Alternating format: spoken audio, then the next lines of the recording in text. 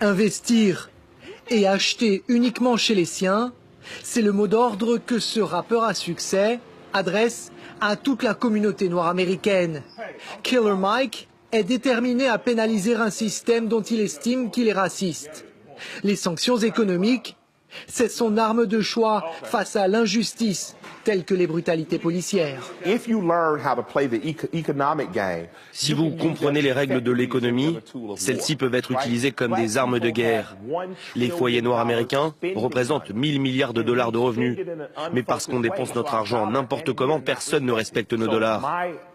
Ma solution pour améliorer le sort de notre communauté est de l'isoler économiquement, en mettant notre argent dans des banques tenues par des noirs, en achetant à des noirs et en étant noir. Et tout va rentrer dans l'ordre. Des milliers de personnes l'ont déjà prise à la lettre, parmi elles Sharif Abdul-Malik. Il nous invite à le filmer en train de retirer son argent d'une grande institution financière. Il explique sa démarche à l'agent.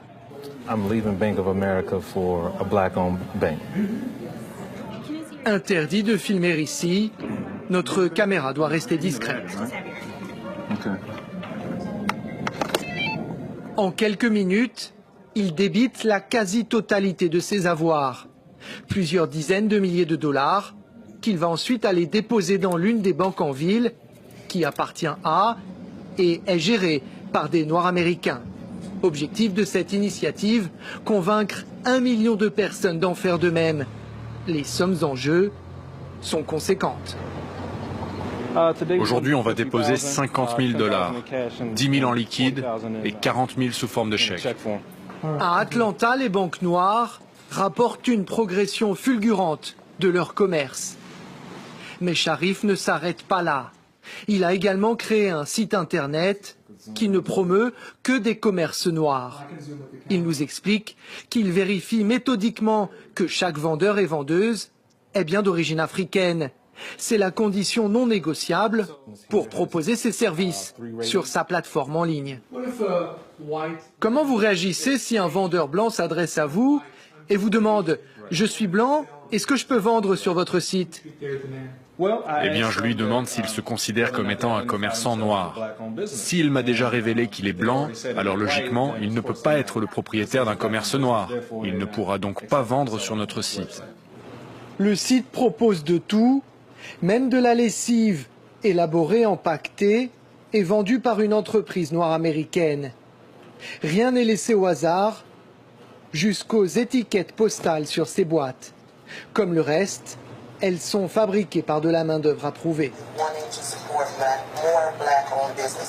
Grâce aux relais sur Internet, parfois inspirés par le site de Sharif, les commandes décollent, selon le responsable de la commercialisation du produit. Les gens, c'est comme l'eau.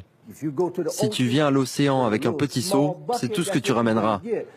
Sharif a meilleur nos ventes car il nous envoie beaucoup de gens et nous donne accès à un marché bien plus grand. Plus les gens nous voient et plus on peut vendre. The more people we see, the more sales we can make. We want to start producing our own everything, you know, from toothbrushes to toothpaste to deodorant. I mean, just everything. Clothes, I mean, everything that we need.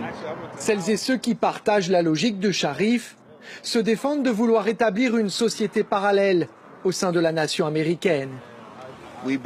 L'Amérique nous a relégués à un rang inférieur, on veut s'éloigner de ce statut. Personne ne dit que nous ne devrions plus interagir, travailler et commercer avec les autres.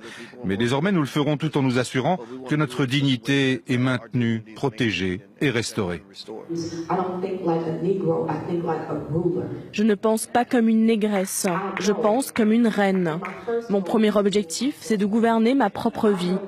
Je sais que la seule manière de détruire le système raciste de la suprématie blanche, c'est de nous lever et de faire nos propres lois.